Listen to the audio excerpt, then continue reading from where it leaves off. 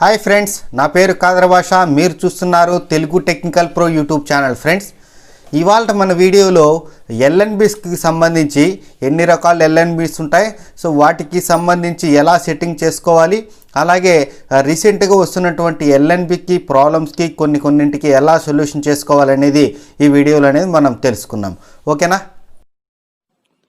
మన ఛానల్ని ఇందాక ఎవరైతే సబ్స్క్రైబ్ చేయనట్లయితే సబ్స్క్రైబ్ చేసుకోండి. అలాగే పక్కనున్న బెల్ ఐకన్పై క్లిక్ చేసి ఆల్ అనే దానిపైన ట్యాప్ చేయండి. దీనివల్ల నేను చేసే ప్రతి లేటెస్ట్ వీడియో మీ మొబైల్లో నోటిఫికేషన్ ద్వారా ముందే మీరు తెలుసుకోవచ్చు. మన ఛానల్లోని మరిన్ని వీడియోస్ చూడడానికై www.youtube.com/kadrabhasha.dth అనే వెబ్సైట్ ద్వారా కూడా మీరు మరిన్ని వీడియోస్ చూడవచ్చు.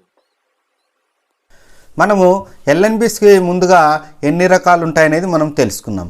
సో ఎల్ఎన్బిలో 2 రకాలు అనేది ఉండడం జరుగుతుంది. ఈ 2 రకంలో అంటే మనకు యూనివర్సల్ ఎల్ఎన్బి ఉంటుంది, అలాగే సి బ్యాండ్కు సంబంధించి సి బ్యాండ్ ఎల్ఎన్బిస్ ఉంటాయి. సో యూనివర్సల్ ఎల్ఎన్బిస్ అంటే మనకు నార్మల్గా 2 ఫీట్ డిస్క్, అంటే మనం చిన్న యాంటీనాకు దేనికైతే యూజ్ చేస్తూ ఉంటామో దానికి సంబంధించినటువంటి ఎల్ఎన్బిస్ను మనము యూనివర్సల్ ఎల్ఎన్బిస్ అంటాము. అలాగే పెద్ద గొడుగులు అంటే పెద్ద యాంటీనాస్కు ఉపయోగించేటువంటి సి బ్యాండ్కు సంబంధించినటువంటి సి బ్యాండ్ ఎల్ఎన్బిఎఫ్లు కూడా ఉంటాయి. సో ఈ రెండింటిలోన కూడా యూనివర్సల్లో కూడా మళ్ళీ కొన్ని రకాల అయినటువంటి ఎల్ఎన్బిస్ ఉంటాయి. వాటిలో మనకు quad LNB, quarter LNB, twin LNB, అలాగే డ్విల్ ఎల్ఎన్బి, ఇలాంటికి సంబంధించి ఎల్ఎన్బిస్ అనేటివి చాలా రకాలుగానే ఉంటాయి. సో ఈ ఎల్ఎన్బిస్ని మనం రెగ్యులర్గా వాడే వాటికైతే మనకు యూనివర్సల్ ఎల్ఎన్బిస్ అని మనం చెప్పుకోవచ్చు. మనము అలాగే ఆ సి బ్యాండ్ డిష్లకు కూడా మనము యూనివర్సల్ ఎల్ఎన్బిని యూజ్ చేయవచ్చు. సాధారణంగా యూనివర్సల్ ఎల్ఎన్బి అనేది మనకు లో అండ్ హై అనే 2 ఫ్రీక్వెన్సీస్ ఉండడం జరుగుతుంది. ఇవి మనకు వచ్చేసరికి లో ఫ్రీక్వెన్సీ 09750 నుండి 10600 వరకు ఇవి వర్క్ అవుతాయి. అంటే ఈ మధ్య రేంజ్లో ఇది వర్క్ అవ్వడం జరుగుతుంది.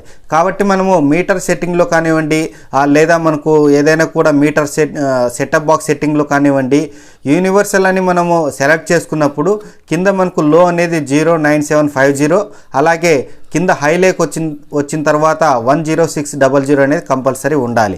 ఒకవేళ అలా లేకుండా మనకు ఏదైనా మనం కస్టమ్గా సెలెక్ట్ చేసుకున్నప్పుడు, అంటే ఒకవేళ సి బ్యాండ్ మనం తీసుకున్నట్టయితే 5150 అనే ఫ్రీక్వెన్సీ అనేది మనం సెట్ చేసుకోవాలి.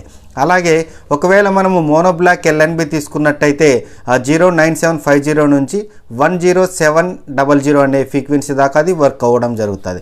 అలాగే మనము ట్విన్ ఎల్ఎన్బి, క్వాడ్ ఎల్ఎన్బిస్ అంటున్నాం కదా. సో ట్విన్ ఎల్ఎన్బి అంటే 2 అవుట్పుట్స్ రావడం జరుగుతుంది. క్వాడ్ ఎల్ఎన్బి అంటే 4 అంతకు మించి కానివ్వండి మనకు అవుట్పుట్స్ రావడం జరుగుతుంది. అంటే ఒకే యాంటీనాకు సంబంధించి 4 సెటప్ బాక్స్లు ఒకేసారి మనం రన్నింగ్ చేసుకోవచ్చు. ట్విన్ ఎల్ఎన్బి అయితే ఒకే గొడుగు ద్వారా 2 సెటప్ బాక్సులు ఒకేసారి రన్నింగ్ చేసుకోవచ్చు. ఇంకా నెక్స్ట్ మనకు మెయిన్ టాపిక్ వచ్చేసరికి ఇక్కడ మనకు ఎల్ఎన్బి పైన మనము కొందరు డబ్బాలు పెడుతూ ఉంటారు. సో దీన్ని చాలామంది చూస్తూనే ఉంటాం. సో ఎల్ఎన్బి పైన డబ్బా పెట్టవచ్చా, ఒకవేళ పెడితే వర్క్ అవుతుందా, పెట్టకపోతే వర్క్ అవుతుందా అనే దానిపైన కూడా మనం తెలుసుకున్నాం. సో ఎల్ఎన్బి పైన మనము ఏదైనా ఒక డబ్బా కానివ్వండి, లేదా ఒక జగ్గు కానివ్వండి, ఏదైనా పెడుతూ ఉంటాం కామన్గా. సో అది ఎందుకు పెడుతున్నారంటే దీనికి సంబంధించి 2 విషయాలు మనం గుర్తుపెట్టుకోవాల్సి ఉంటుంది. సో ఒకటి, మనకు దాని గురించి నాలెడ్జ్ లేక తెలియని వాళ్ళు పెడుతూ ఉంటారు, లేదా పక్కింటి వాళ్ళు పెట్టారు, వీళ్ళు పెట్టారు అని పెట్టిండొచ్చు. సో ఇది జగ్గు కానీ ఏదైనా డబ్బా కానీ పెట్టుకోవాల్సిన పరిస్థితి అసలు ఎప్పుడు వస్తుంది అంటే, సాధారణంగా మన దగ్గర ఇప్పుడైతే ఒక ఎల్ఎన్బి అయితే మన దగ్గర ఉన్నది. దీనికి మనకు ఫ్రంట్లో క్యాప్ అనేది ఓపెన్ అయిపోయింది. అంటే ఇది ఎండకు వర్షానికి కొన్ని రోజుల తర్వాత ఎండకు వర్షానికి క్యాప్ అనేది మెత్తబడిపోయి పలచబడిపోయి రాలిపోతుంది. అప్పుడు ఏంటంటే ఇక్కడ మనకు ఎల్ఎన్బి అనేది ఇది యాక్చువల్గా మనకు క్యాప్ ఊడిపోయినప్పుడు మనకు వాటర్ ప్రూఫ్ అనమాట ఇది. సో దీంట్లో మనము అంటే కొత్త ఎల్ఎన్బి మనం తీసుకొచ్చి మనం నీటిలో డైరెక్ట్ బకెట్లో మనం వేసినప్పటికీ కూడా ఇందులో మనకు పైన ఉన్నటువంటి ఏ బాడీ మాత్రం తడుస్తుంది, కానీ లోపలికి వాటర్ అయితే చొచ్చుకు వెళ్ళదు. సో దాని ప్రొటెక్ట్ కోసం అని చెప్పేసి క్యాప్ అనేది ఉంటుంది. ఈ క్యాప్ మనకి ఎప్పుడైతే పలచబడి రాలిపోతుందో అప్పుడు మనము వర్షం పడినప్పుడు ఆ యొక్క రెయిన్స్ యొక్క వాటర్ ఇందులోకి వెళ్ళకోకుండా ముందు ఉన్నటువంటి గ్యాప్లో అప్పుడు మనం ఓన్లీ ఆల్టర్నేట్గా మనము దాన్ని వర్క్ చేసుకోవడానికి మనము ఏదైతే మనం జగ్గు కానివ్వండి, ఏదైనా ప్లాస్టిక్ డబ్బా కానివ్వండి వేసుకోవచ్చు. అంతకుమించి దానిపైన వేయడానికైతే ఏం లేదు. ఒకవేళ వేసుకున్నా కూడా ఇబ్బంది అయితే ఏం లేదు, కాకపోతే ఆ తెలుగు తక్కువ వాళ్ళు అన్నట్టుగా ఉంటుంది అంతే ఇక్కడ దృష్టిలో. తర్వాత ఇంకొక మెయిన్ ప్రాబ్లం ఏంటంటే, ఒకవేళ జగ్గు వేయకపోయినా వర్క్ అవుతుందా, ఆ క్యాప్ ఓపెన్ చేస్తే వర్క్ అవుతుంది అనేది కూడా ఉంటుంది. సో క్యాప్కి దీని వర్కింగ్కి అయితే ఎటువంటి సంబంధం అయితే లేదు, క్యాప్ లేకపోయినా కూడా వర్క్ అవుతుంది. సో ఇదివరకు మనం చెప్పినట్టు ఇందులోకి మనకు లోపలికి వాటర్ వెళ్ళకోకుండా మనకు ప్రొటెక్ట్ కోసం అని చెప్పేసి మనం కేవలం దీన్ని అడ్జస్ట్ చేసుకోవచ్చు. తర్వాత ఆ రెండు మెయిన్ ప్రాబ్లంకి వచ్చేసరికి ఇక్కడ ఈ క్యాప్ను ఆల్మోస్ట్ ఆల్ మీరు డబ్బాతో మూసిపెట్టిన తర్వాత దానికన్నా కూడా ఏదైనా ఒక ప్లాస్టిక్ ఏదైనా గ్లాస్ తీసుకొని దానికి అడుగు భాగం కత్తిరించేసి ఫెవిక్విక్ వేసి నీట్గా మీరు కరిపించండి. అలాగే ఏదైనా ప్లాస్టిక్ డబ్బా ఏదైనా ఉన్నట్టయితే దీనికి ఎంతైతే సరిపోతుందో లెవెల్గా అంతటువంటి కట్ చేసుకొని ఒక ప్లాస్టిక్ని ఫెవిక్విక్ వేసి స్టిక్ చేసుకోండి. సో అది చూడడానికి క్లియర్గా ఉంటుంది. అసలు ఎందుకు చేయాలి, ఇది క్యాప్ వేయకుండా వర్క్ చేస్తుంది కదా, మరి ఎందుకు వేయాలని మీరు చెప్తున్నారంటే, చాలా నాకు తెలిసినటువంటి కేసెస్లో ఎందుకంటే సిగ్నల్ రాకపోవడానికి ఒక యాంటీనా ప్రాబ్లం వచ్చినప్పుడు ఎక్కువ అలైన్మెంట్ చేస్తూ ఉంటాం మనం యాంటీనాను. కాకపోతే అలాంటి ప్రాబ్లం కాకుండా మనకు ఏమవుతుందంటే, ఇక్కడ చూడండి, మీరు చూసినట్టయితే ఇక్కడ ఇందులో మనకు సాలిపురుగులు అనేది గూడు కట్టడం జరుగుతుంది. సో ఇలా గూడు కట్టడం వల్ల మనకు దీన్ని పూర్తిగా మనకు ఏదైతే సిగ్నల్స్ వస్తాయో ఆ సిగ్నల్స్ని మనకు రాకుండా అడ్డుపడతాయి. కాబట్టి మనకు ఇది వర్కింగ్ కండిషన్లో ఉంటుంది. మనం ఏమనుకుంటాం, ఈ క్యాప్ ఊడిపోయింది కాబట్టి ఇది పని చేయలేదేమో అనుకుంటాం.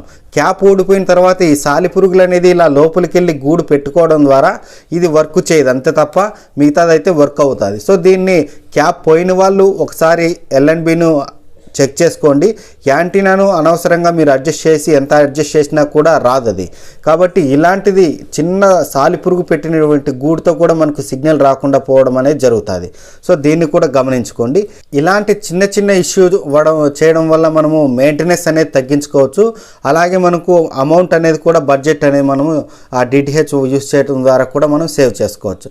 సో ఈ వీడియోలో ముఖ్యంగా ఇలాంటి సాలిడ్కు సంబంధించి పురుగులు మనకు లోపల గూళ్ళు పెట్టుకొని మనకు ప్రాబ్లమ్స్ రాకుండా ఉండడానికని అవగాహన కోసమని వీడియో చేయడం జరిగింది.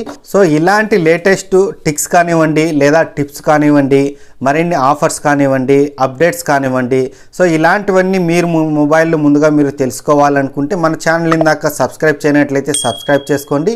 ఈ వీడియో మీకు నచ్చినట్లయితే లైక్ చేయండి. అలాగే వీడియో ఎలా ఉన్నదనే దానిపైన కింద కామెంట్ బాక్స్లో కామెంట్ చేయండి. మరిన్ని లేటెస్ట్ వీడియోస్ కోసం చూస్తూనే ఉండండి Telugu technical pro YouTube channel.